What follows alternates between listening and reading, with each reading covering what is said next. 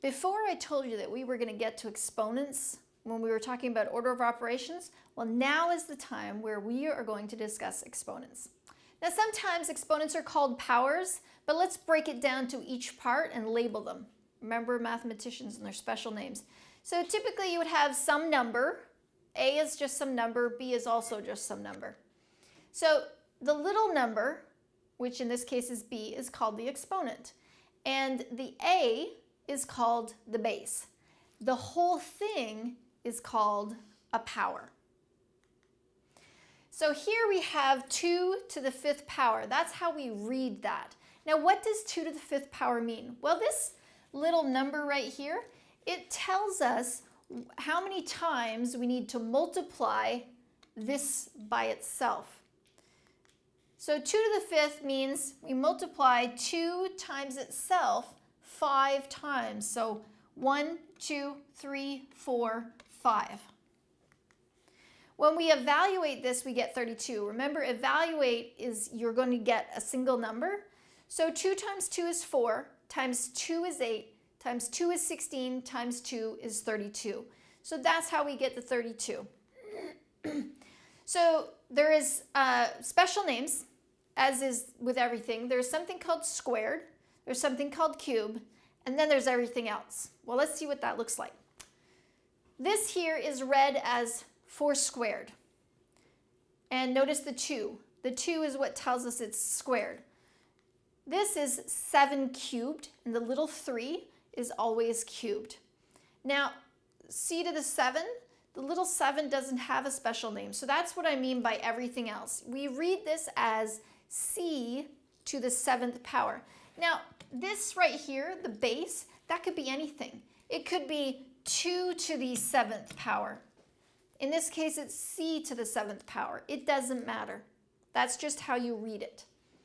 All right, simplify the following. When we say simplify the following, it means we do as many mathematical operations as we can until we can't do any more.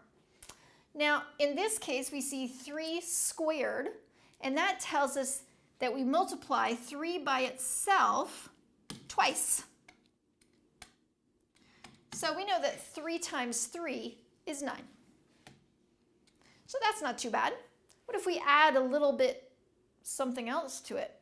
Now, according to our order of operations, please excuse my dear Aunt Sally, we have to do parentheses first. Well, we don't have any parentheses. Then we do exponents before we do anything else.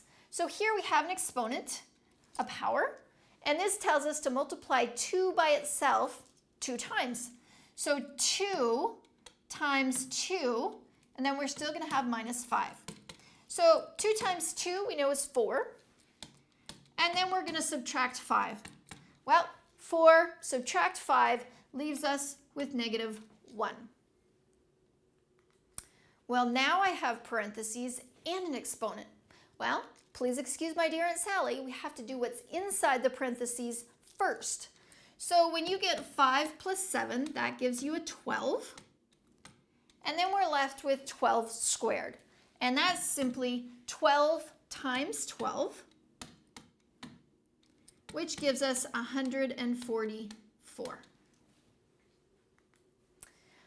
Oh, so here we have 2 exponents. So we're just going to go from left to right. We're going to take care of the exponents before we add. So this says 3 times 3 plus 5 times 5 times 5. All right, so 3 times 3 is just 9. 5 times 5 is 25. So 25 times 5 is 125. And now the only thing left to do is to add. So 9 plus 125 is 134. Now here's something even more fun because we get into the variables. That's okay. It says evaluate for x equals 2. Now that simply goes back to our evaluating using substitution. And so we are going to take the x out and replace it with a 2. So I'm going to take that x out and replace it with a 2, but we can't forget about our exponent. Now, please excuse my dear Aunt Sally says we take care of the exponent first before we do our multiplication. So this says that we have 2 squared, which is 2 times 2. So let's go ahead and do 5. 2 times 2 is 4. And now there's only one thing left to do. We can go ahead and multiply this, 5 times 4, and that gives us 20. Now, when you look at this, it's not a true statement. This does not equal this. Well, why doesn't it?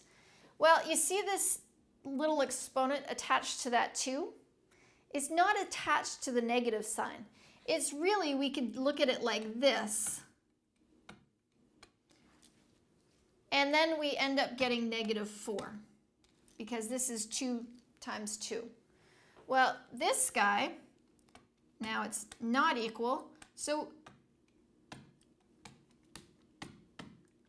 this says to multiply -2 by itself twice.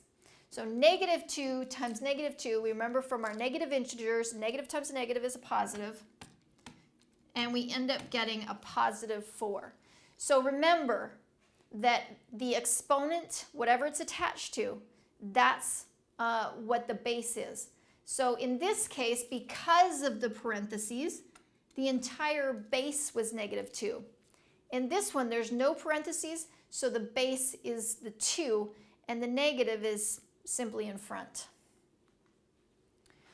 Last but not least, we have this kind of frightening looking problem, but remember, we're just substituting, but more than one time, because we have A and we have B.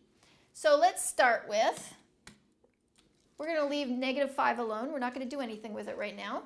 And we have an A, which is 10. So we're going to take the A out and put 10 in its place. Then we're going to take the B out and put -2 in its place, and that is squared. Well, please excuse my dear Aunt Sally says we must do the exponent first before we do any of the multiplication. So -2 squared, well, we just did that. We found that that was 4. Now we can multiply any way we like. 10 times 4 is 40. Because of our properties of real number, it tells us our associative property, we can multiply in any order, get the same answer. So -5 times 40 is going to give us -200. And that's your lesson on exponents.